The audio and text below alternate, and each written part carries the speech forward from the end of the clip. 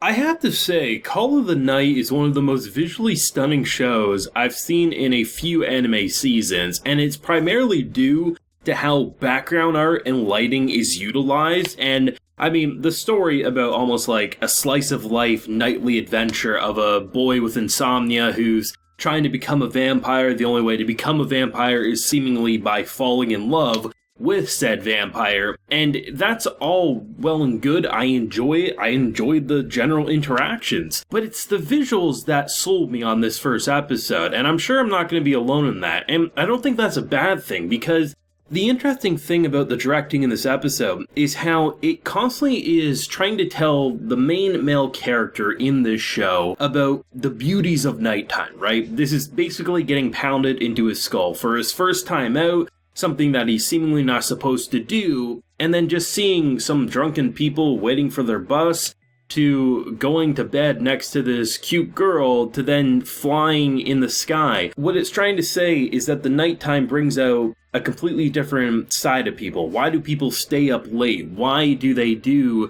this when they are supposed to be in bed? It's because the daytime left them unfulfilled, so now the nighttime adventures begins. There's nothing overly complex about anything specifically said in this episode about character actions, character motivations, but they're simple enough to be effective and compelling, but it lets the world, it lets the nighttime of this city take over, and that's why the visual storytelling, in terms of making things so immersive, there's so many beautiful uses of colors and lighting effects that makes you feel sucked in, that before even hearing a character say that the nighttime is better than anything, I knew immediately that there's no way the daytime visuals are going to be able to suck me in quite as much as this. Almost like, it's how people talk about Las Vegas, right? The difference of Las Vegas lit up at night versus just the standard day in and day out activities. Like, it was so beautiful, and I'm really impressed because they almost had two different styles in terms of lighting effects and the way they utilize colors, but it blended so well.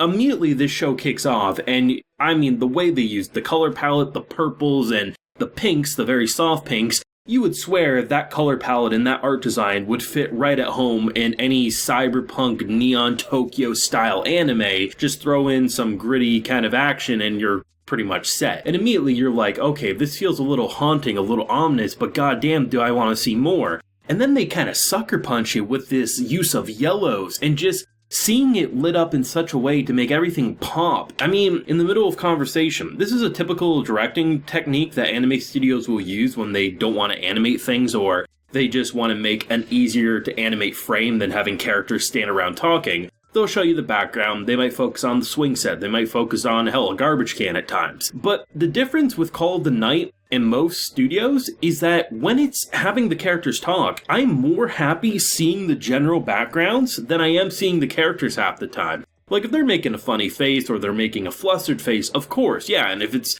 the one-on-one talking, but sometimes characters just standing around and having a chit-chat, keeping the focus on them isn't the most visually interesting thing. And when you have such a great color palette, such a great drawn background and landscape, it's hard not to want to see more, and they constantly give you those wider shots, and it doesn't feel like the wider shots are there to ignore the characters, but more so aid in what they're saying. And honestly, I mean, this is some of my favorite background visuals I've seen in a long time. Like, I'm not going to overreact and say it's the best thing I've ever seen visually, but in terms of if I was to make, like, of modern anime, the stuff that I would recommend background visually is stuff like Ranking of Kings, Call of the Night. That's the stuff that I bring up. And holy shit, did it do a good job making us feel as mesmerized that we're not just simply following the vampire saying, oh, you know, it's a cute vampire, therefore she's completely telling the truth. Bitch, please, we're seeing this beauty of the night. And I mean, the fact that they can make a drunken bus stop and basically going to bed compelling, that's what this episode was. That really was mostly what this episode was.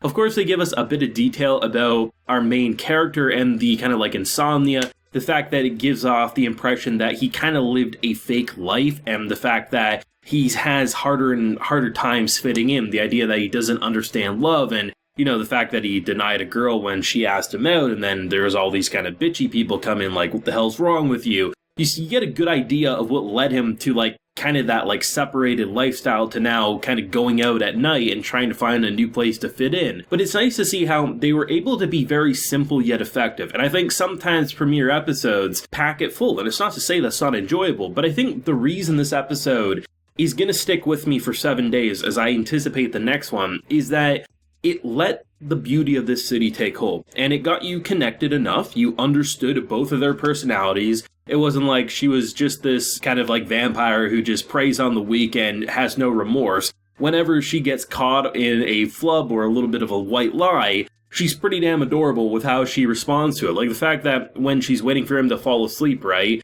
he says prior to that he's a good fake sleeper. And even myself, I was like, oh, he actually did fall asleep. The way they're directing it, it just made it seem like that. And no, he actually was awake and she sucked his blood and she loved it. And then he wakes up and basically catches her and she says, oh, it was a mosquito. And it's a really funny scene. It's very basic and neither one of them are really that stupid. He immediately recognizes, you have blood on your face. That's a bullshit lie. Are you a vampire? And it's just a really weird, odd reaction, but it's so refreshing to what you're used to in a moment such as that. And then to just have her not be like super like, I don't care about anyone or anything. She kind of does have a bit of a cold demeanor in the way of like, she feels like she doesn't want to get connected on a deep level. I don't let people fall in love. Does feel like she may have some personal issues there. But the fact that she generally doesn't seem evil or anything, that's what makes it a very odd couple pairing, but it makes it so simple yet effective to get connected to them as you're just basking in this landscape. And I'm very interested to see what type of nightly adventures they'll have and what other kind of plot specific elements they might introduce, because this isn't one of those shows that you need a big bad to defeat. This isn't one of those shows that you need quote unquote exciting things to happen in the way that if you put this in any other director's hands or any other author's hands, I don't think this type of storytelling would be as effective as what we see here. It takes a very careful hand to craft it,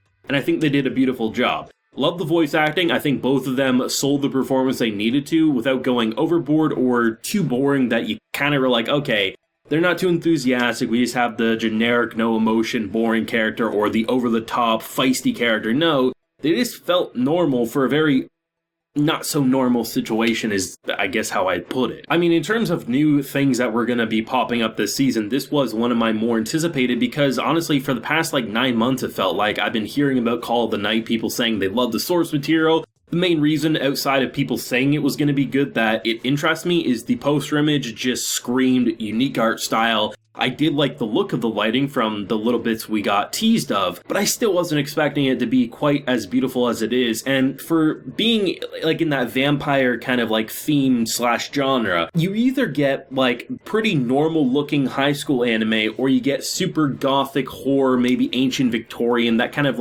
retro, more gritty art style. But this one's super bright, super poppy, and it makes everything that you look at, because of the way they use lighting, so beautiful. I can't remember the last time I could think a swing set looked beautiful in the background, but the way they cleanly drew it and then complemented it with that beautiful directing, it made it pop, man. This is beautiful, and I don't give a shit if I'm up here week by week singing its praise specifically just because I love looking at it. I do think the characters and the pairing will be a nice added complement to this beautiful production, but as it stands, I had a great time, and this normally would be a boring episode in most studios' hands, but leave it to this one to just knock it out of the park. Thoughts if you have any, whether if you're a fan of that source or if you're anime original like myself, let me know what you're feeling and what you hope to see in future episodes. Leave a like if you enjoyed, subscribe if you're new around here. Till next time, everyone, please take care and have a good one.